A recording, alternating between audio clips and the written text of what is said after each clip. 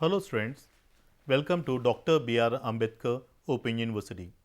Today we will be studying Unit 10 Constitutional Provisions for SCs and STs, OBCs, Minorities, Women, Children, Aged and Differently Abled Persons as part of BA Sociology Semester 3 Social Issues, Policies and Development. This is Dr. K. Bhavani Shankar. Constitutional provisions for scheduled caste and scheduled tribes. The Indian Constitution has provided several provisions for the protection and promotion of the interests of the citizens of this country, especially the weaker sections. In conformity with the directive principles of state policy, social justice has been declared as the most significant goal of development. More than 7 decades of planning, multiple programs and schemes have been launched with the main objective of improving the socio-economical conditions of weaker sections in the country. Now let us discuss about constitutional provisions which are meant for the scheduled caste. So before going into the topic, we need to understand what does scheduled caste mean.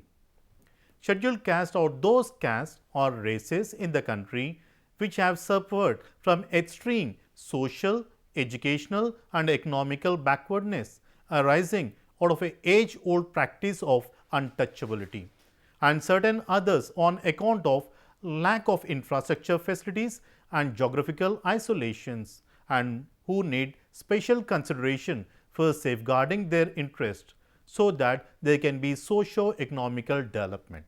So these communities were notified as scheduled caste as per the provisions contained in class 1 of article 341 of the Indian Constitution. Article 16 clause 4a speaks about reservation for the people in terms of services both in the state and across the country. So they are going to get reservation in so that they can get jobs. Article 17 abolishes untouchability. If any person practices untouchability, then those people will be punished. Article 46 requires the state to promote with special care especially the educational and economical interests of the weaker sections of the people, and in particular the scheduled caste and scheduled tribes, to protect them from social injustice and all forms of exploitation. So their duty is to create certain programs so that their social conditions and economical conditions can be improved.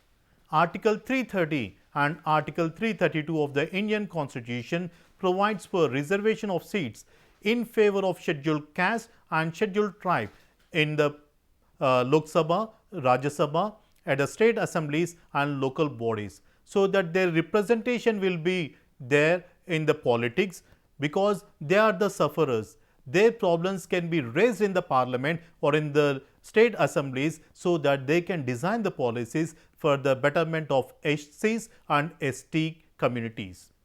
Article 335 provides that the claim of the members shall be taken into consideration, consistency with the maintenance of efficiency of administration in the making of appointment to services and post in connection with the affairs of the union or the state. Article 338 provides for a national commission for the scheduled castes and scheduled tribes with duties to investigate and monitor all the matters relating to safeguarding the individuals or the people who belong to SC and ST. So sometimes if there are any problems, if there are any atrocities, this National Commission for the SC and ST is going to look into the matter, and they are trying to address the complaints which are registered by this body. And they are also going to give advices to the Planning Commission, so that there will be certain policies which will be designed for the socio-economical development of both the SCs and STs in the country. Now let us discuss about the constitutional provisions which are meant for scheduled tribe. The term scheduled tribe is first appeared in the Indian Constitution as part of Article 366 clause 25, which defined scheduled tribe as such tribes or tribal communities are parts or groups within such tribes or tribal communities as deemed under Article 342 to be scheduled tribes for the purpose of the Constitution. Article 342 has laid down the procedures to identify the scheduled tribes, and there are special schedules in the 5th and 6th schedule of the Indian Constitution which deals with the governance of these tribal areas. Now, let us discuss the educational and cultural safeguards which are meant for scheduled tribes. Article 15 clause 4, it provides special provisions for advancement of the other backward classes including the scheduled tribes. Article 29 provides for the protection of the interest of minorities so that they can safeguard their cultural rights, they can also be educated, they can also use their mother tongue as a means so that they can easily acquire the knowledge. Article 46 states that the state shall promote with special care the educational, economical interest of the weaker section of the people, and particularly the scheduled caste and scheduled tribe, and shall protect them from social injustice and all forms of exploitation. Even though if you see, most of the tribal people are being exploited, they are forced to vacate the land where they are residing from generations together. Even though they are saying that they are going to give compensation to the people, it is very, very meager. They are exploited in multiple dimensions. So, Article 46 tries to protect the people from all sorts of unjust and exploitation. Article 350 reserves the right to conserve their distinctive language, script as well as the culture of the people. Article 350 again talks about providing the education in the mother tongue, especially for the first 5 years of their basic education, so that the children can learn easily. So, we are going to use bilingual in terms of learning. First 5 years their mother tongue, then followed by bilingual. Let us discuss about socio-economical safeguards meant for tribals. Article 23 prohibits of trafficking of human beings, because we have seen most of the tribals were forcibly taken away from one place to the other place, and they are forced to work as either bonded labor or so on.